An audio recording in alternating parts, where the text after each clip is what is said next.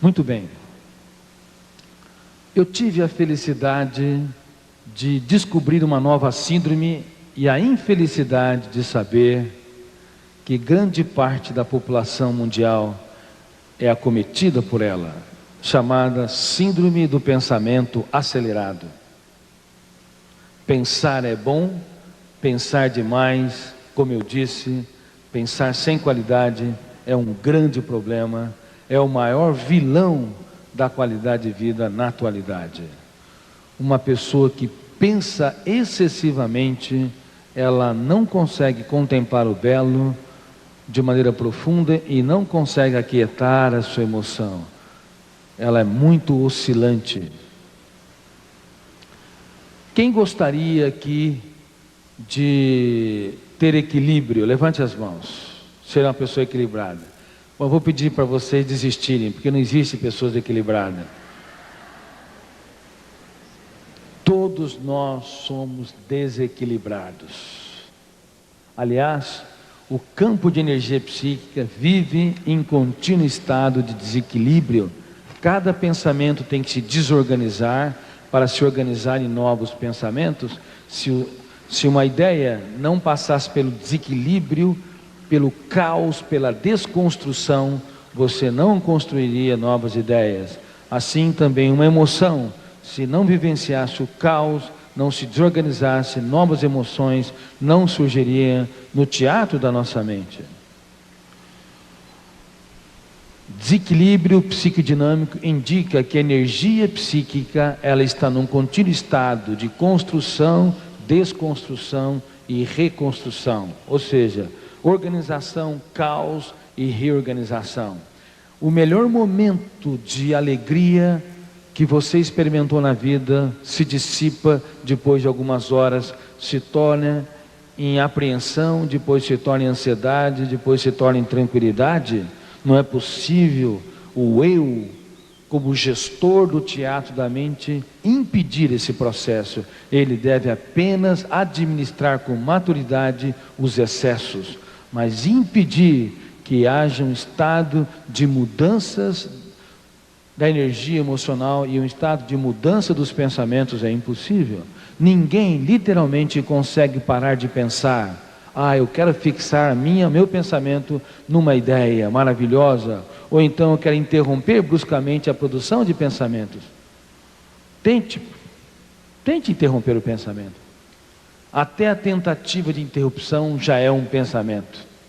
É a consciência da interrupção.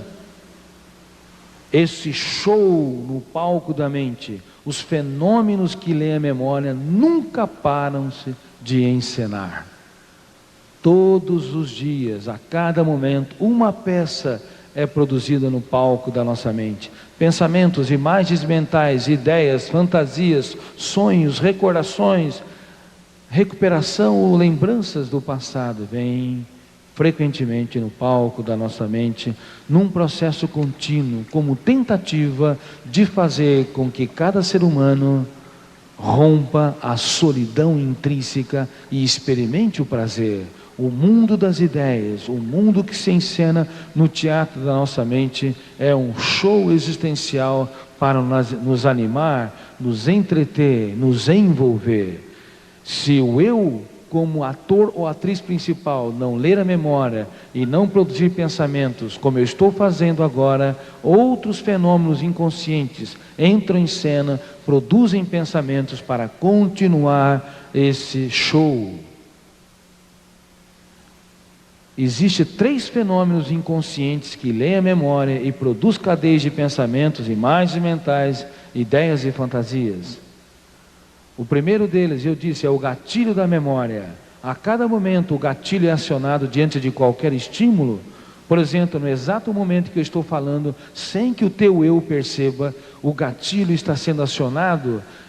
As minhas palavras se tornam ondas mecânicas que vão até seu sistema auditivo, que se transformam em estímulo eletroquímico, que vão até o córtex cerebral, detona o gatilho, e aí o gatilho abre um outro fenômeno chamado janela da memória, que é um território de leitura específico.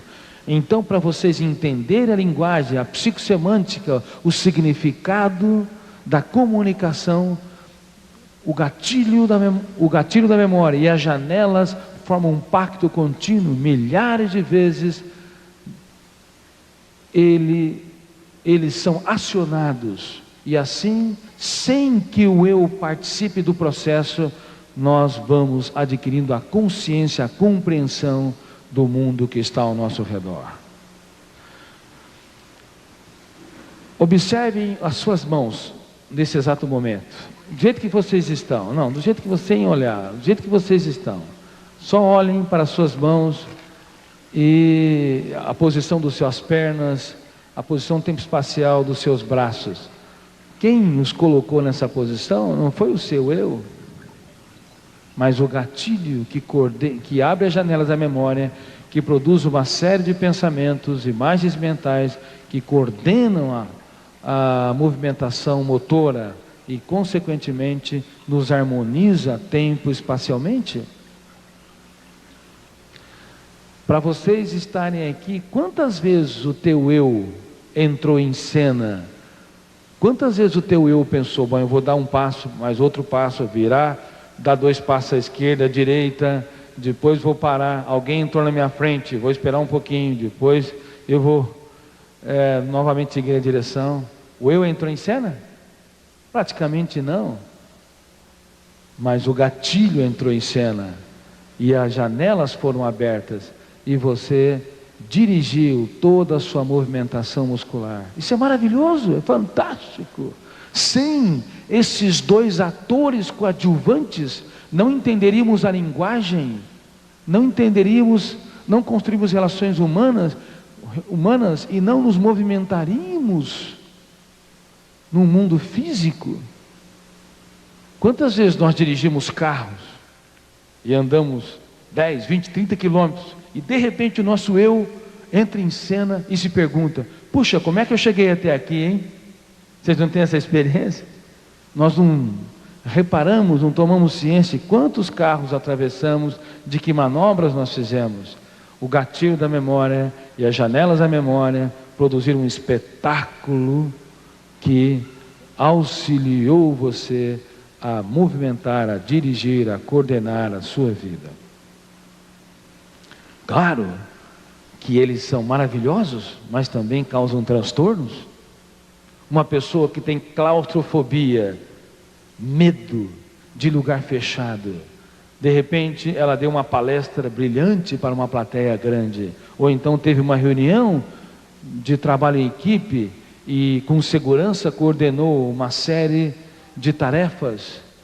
Quando ela entra no elevador, detona o gatilho, abre uma janela killer que tem a claustrofobia, e o volume de tensão é tão grande que bloqueia a leitura de dezenas de outras janelas, centenas de outras janelas. O eu não consegue raciocinar, ele é prisioneiro das ideias negativas e da tensão fóbica daquelas janelas, e começa então a experimentar uma sensação de sufocamento, de falta de ar, de parada cardíaca, de medo de parar o coração, e ela entra em desespero. Então aquela pessoa que conseguiu falar por uma plateia tão grande, administrou com maestria funções importantes da inteligência e coordenou tarefas com brilhantismo, não consegue coordenar a sua musculatura, a sua racionalidade num pequeno elevador. Às vezes, quando nós estamos nervosos, irritados, presos por uma janela killer, detonou o gatilho, abriu aquela janela e vamos teclar o celular, nem conseguimos teclar direito, porque faltou coordenação motora. Tem certas pessoas que, quando ofendidas, detonam o gatilho, abrem algumas janelas, não da ofensa ali, janelas que estão no portfólio da sua personalidade, que foram construídas ao longo da vida, e elas reagem como animais, reagem completamente irracionalmente, de maneira irracional. Elas têm uma atitude desproporcional frente ao estímulo exterior, porque o gatilho e as janelas formaram um pacto que aprisionou o eu. Grande parte das guerras são dirigidas pelo gatilho e pelas janelas, e não pelo eu lúcido e coerente, os ataques terroristas, onde pessoas querem destruir outras pessoas inocentes em função de um ideal, não é reflexo de um eu maduro, lúcido, coerente, capaz de enxergar o ser humano na dimensão, capaz de perceber a complexidade da existência e de perceber que a vida é um fenômeno indecifrável. Gatilho é detonado antes que se detona o gatilho de uma bomba. Abre-se uma janela tensional que explodiu a coerência e a inteligência antes de explodir o corpo. E assim, atos terroristas são cometidos, refletindo que o Homo sapiens pode chegar ao grau mais insano, mais irracional da sua experiência. É simplesmente incrível que seres humanos, por não viajarem para dentro do seu ser, por não questionar a existência, por não indagarem a complexidade da construção de pensamentos e não perceberem que por mais que nós possamos ter cultura, ciência, ideologias, religiões, nós sabemos muito pouco sobre a vida que pulsa dentro de nós. Muito pouco sobre a caixa de segredos da existência. Mas a vida fica muito pequena, porque é pequena o campo de leitura da memória. Não entramos no nosso complexo mundo intelectual e abrimos o leque da nossa inteligência para descobrir a grandeza da existência e nos perder nos mistérios que nos cercam como seres vivos, como seres conscientes e inteligentes. Uma pessoa é tanto mais madura quanto mais ela consegue relacionar-se com os outros de maneira inteligente, desenvolvendo tolerância e solidariedade.